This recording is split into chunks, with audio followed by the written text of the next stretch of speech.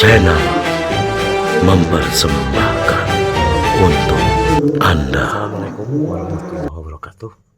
Terima kasih saudaraku yang sudah menonton di channelnya Maulana Rahman. Sebaiknya saya sarankan untuk menonton YouTube yang lainnya agar supaya saudaraku tidak gagal paham. Kalau dianggap sebuah kebenaran ya jauh, anggap ada sebuah hiburan. Pada YouTube kali ini kita akan membicarakan tentang ciri lain seorang Ratu Adil dilihat dari sisi metafisika atau biometafisika. Banyak orang yang menganalisa, kemudian banyak orang yang memperkirakan itu hak mereka. Tapi di dalam bahasa biometafisika, ciri lain dari seorang satu pilih selain kemampuan yang luar biasa, dia harus tunduk, taat dan patuh terhadap negaranya, tunduk dan patuh terhadap leluhurnya termasuk kedua orang tuanya, tunduk dan patuh terhadap ajaran agamanya. Jadi ada 3 dimensi. Selain itu ada ciri yang dengan mudah sesungguhnya para metafisis lah, para paranormal, para dukun barangkali, para pemuka agama sesungguhnya dengan sangat mudah untuk mengetahui dialah sesungguhnya seorang Satrio Piningit, dialah sesungguhnya seorang Ratu Adil. Itu dengan sangat mudah. Dan hanya di YouTube-nya Maulana Rahman yang berbeda dengan YouTube yang lain. Satrio Piningit belum tentu seorang Ratu Adil. Akan tetapi seorang Ratu Adil pasti seorang Satrio Piningit. Karena fase itu harus dilewati, stepnya itu dilewati oleh seorang Ratu Adil. Dan itu harus lulus dengan sempurna. Kalau di perkuliahan kan harus 4 nilainya gitu kan, atau A lah, kumlot. Kalau di bawah 2 ya belum lebih sudah sesungguhnya. Kalau di bawah IP-nya di bawah 2 kan, kalau IP-nya 4 kan kumlot, 3 ke atas kan kumlot kan, seperti itu. Nah, yang akan kita bicarakan adalah ciri lain di dalam metafisika atau biometafisika sesungguhnya dia adalah seorang Ratu Adil. Saya sampaikan sangat mudah. Kalau yang dulu kira untuk mendeteksi seorang Ratu Adil itu kan tinggal hanya menyebutkan namanya saja di channel sebelumnya dengan sangat mudah. Nah, ini adalah tanda lain yang menyatakan bahwa dia adalah seorang Satrio Piningit yang lulus, betul-betul lulus daripada step-step itu menjadi seorang Ratu Adil di alam metafisika. Tinggal beliau itu membuktikan sebuah kebenarannya, apakah dia memang mampu untuk membuktikan bahwa dia seorang Ratu Adil. Dan sesungguhnya di Ratu Adil sendiri itu tidak mau dia mengaku. Sejak zaman budak Angon, Satrio Piningit, Pandito Ratu, Matu Ratu atau Ratu Adil, dia tidak akan pernah mau untuk mengakui. Bahkan menurut cerita bahwa dia akan berkamuflase seperti orang biasa, seperti orang jadul lah, tidak terlihat taat terhadap ajaran agamanya, seperti tidak taat terhadap negaranya, seperti tidak taat terhadap orang tuanya, berkelakuannya begitulah. Jadi itu hanya merupakan sebuah kamuflase agar supaya tidak mau dipuja-puja atau tidak mau dihormati seperti layaknya pejabat, layaknya orang yang lebih dituakan. Seorang Ratu Adil tidak seperti itu. Dia ketika berbicara dengan anak-anak ya dia ingin seperti anak-anak. Dia berbicara dengan orang dewasa, dia berbicara seperti orang dewasa. Ketika dia berbicara misalnya dengan orang tukang mabuk, ya bahasanya bahasa tukang mabuk. Tapi ketika dia berbicara dengan seulama, dia akan berbicara seorang ulama. Dari A sampai Z dia tahu. Dari juz 1 sampai juz 30 dia tahu. Hadis dia tahu. Walaupun sesungguhnya bahwa seorang Ratu Adil yang sesungguhnya, karena dari pengalaman sebelumnya di kerajaan masing-masing tidak ada satupun yang menjadi seorang Ratu Adil, itu merupakan pembelajaran bagi seorang Ratu Adil yang sekarang. Salah satu contoh, bukan menghinakan, saya tidak.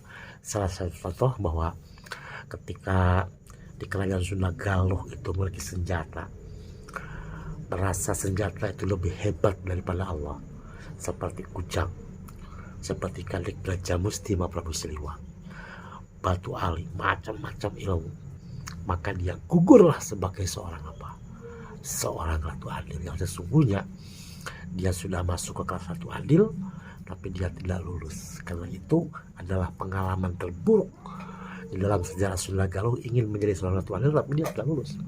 Karena merasa bahwa senjata itu lebih melindungi dirinya sendiri bila dibandingkan dengan Allah, walaupun tidak ada kesyirikan kemusyrikan. Maka itu sebagai pembelajaran. Itu pembelajaran yang pertama. Pembelajaran yang kedua, bahwa seorang sastra pendidik zaman dahulu, kemudian yang mau menjadi Ratu Adil itu suka memanggil-manggil leluhur, menyambat-nyambat, kemudian sesaji gitu. Bukan kami melarang, tidak, itu punya hak masing-masing, itu budaya masing-masing kan. Seperti itu, kemampuannya seperti itu ya dia harus melakukan itu karena tidak bisa berkomunikasi dengan alam gaib. Kalau bangsa dukun-dukun gitu, kalau hari Sabtu aja agak mungkin dia menerima pengobatan, itu nggak mungkin. Karena apa? Kalau jin itu nggak ada di hari Sabtu. Hari Sabtu itu kalau yang saya tahu ya, kayak manusia gitu, rapat gitu. Itu hari Sabtu biasanya para leluhur kayak keluarga saya gitu, banyak yang kucing dukun-dukun, hari Sabtu dia nggak bisa ngobatin, nggak bisa berkomunikasi, nggak. Kadang-kadang saya ditertawakan sama saya, diledekin gitu. Memang tidak ada kalau hari Sabtu, pagi sampai sore sampai asar itu nggak ada. Subuh dan subuh nggak akan bisa dia manggil-manggil. Biasanya kelemahan dukun itu hari Sabtu. Kelemahannya kalau dia punya ilmu kebal gitu apa ya, hari Sabtu lah senang. Dia nggak kebal hari Sabtu. Kalau dulu di kerajaan Sunda Galuh itu kelemahannya hari Jumat. Nah hari Jumat itu sebelum antara jam 10 sampai jam 1 itu kelemahannya dulu gitu kan. Makanya keluarga kami itu banyak yang disikat itu dari Jumat, sebelum Jumatan biasanya, atau pada saat mau Jumatan lah biasanya itu seperti itu, dibunuh dia. Kekebalannya itu berkurang, bukan hilang, berkurang ya. Kalau ditembak 1 peluru, 2, 3, 4 mungkin masih biasa, masih terluka aja tapi tidak meninggal. Ini kalau udah puluhan peluru gitu itu tembus akhirnya meninggal, seperti Pangeran Bohlang, keluarga saya di daerah Tamak Sari Lancah itu kan ditembak oleh orang-orang Yahudi, keturunan Yahudi kan.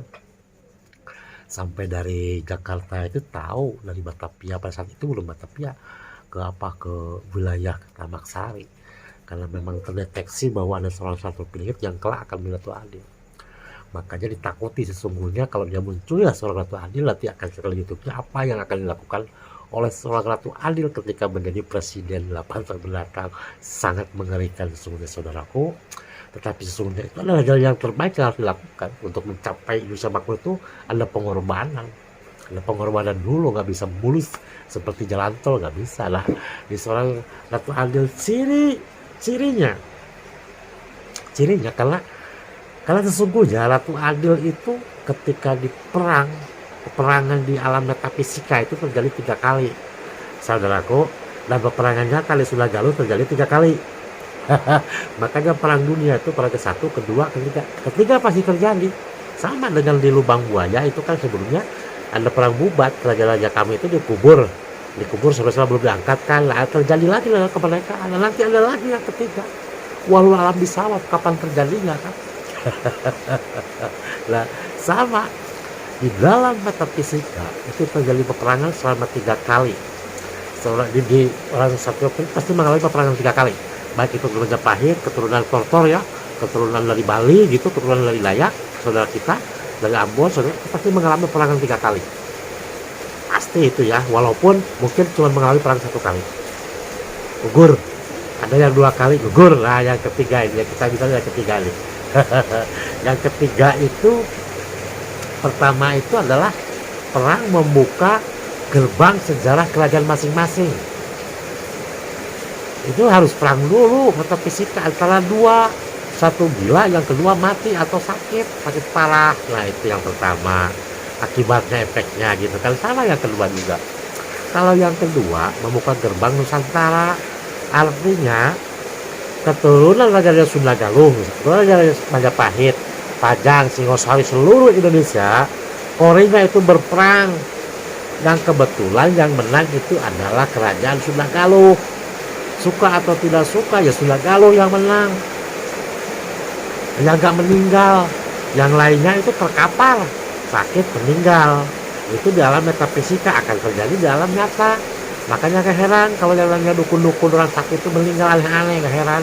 Kenapa? Karena tanpa disadari Korea itu bertempur itu di bulan Oktober dulu 2019 kalau nggak salah ya, 1920. Nah, yang terakhir ini yang dari Indonesia itu ada 2 yang ikut dalam pertempuran membuka gerbang dunia di atas Samudra Hindia. Itu 2021 kalau nggak salah ya, saya tanya dulu ya. Itu terjadi. Dan dari Indonesia itu 2, yang satu itu Habib. Tapi Habib bukan yang yang berpakaian eh, berpakaian putih-putih berjenggot tuh nggak seperti itu Habibnya. Makanya saya heran.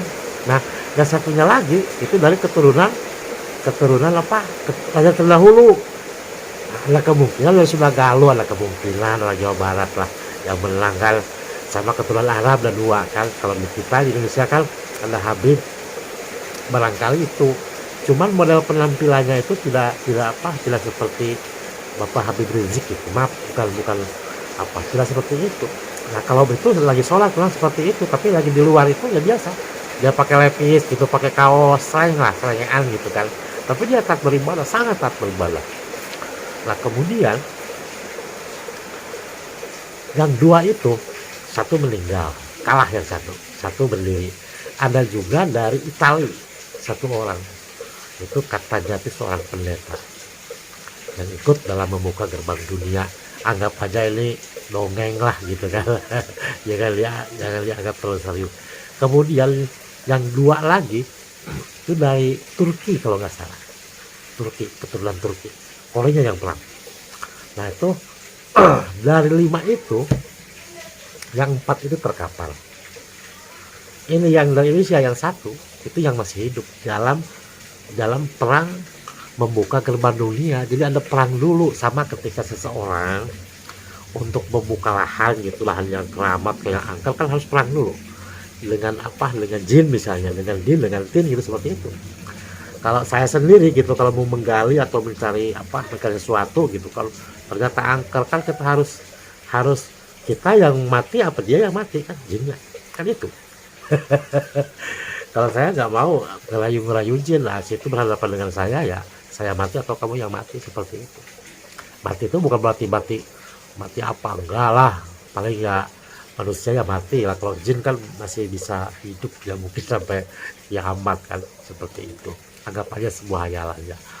Nah, dari Turki ada kemungkinan keturunan dari Raja Utsmani, Kerajaan Utsmani. Seperti baca buku lagi ya, nama-namanya gitu, seperti itu. Jadi sesungguhnya ada 3 kali yang menang itulah yang 5 tadi. 1 itu sudah dibayar, dan di kepalanya saudaraku itu mendapatkan mahkota dari alam gaib, bukan alam nyata. Kalau mahkota alam nyata kan seperti raja ratu dari Belanda, dari Inggris gitu kan, atau dari Brunei kali ya. Brunei pakai itu enggak sih, seperti kerajaan dahulu lah gitu. Nah, itu mendapatkan itu. Jadi sesungguhnya sangat mudah untuk mengecek apakah yang namanya Habib A misalnya, yang bernama Sunan A gitu, Sunan B itu apakah dia seorang ratu adil atau bukan. Itu sangat mudah, cuma 1.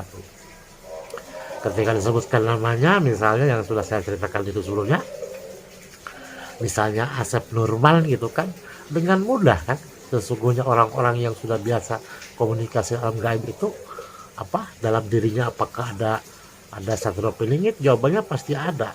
Akan tetapi ketika ditanya apakah dalam jasad ruhmu kan nyawamu nurmu dan kolenmu ada Ratu Adil, nggak ada.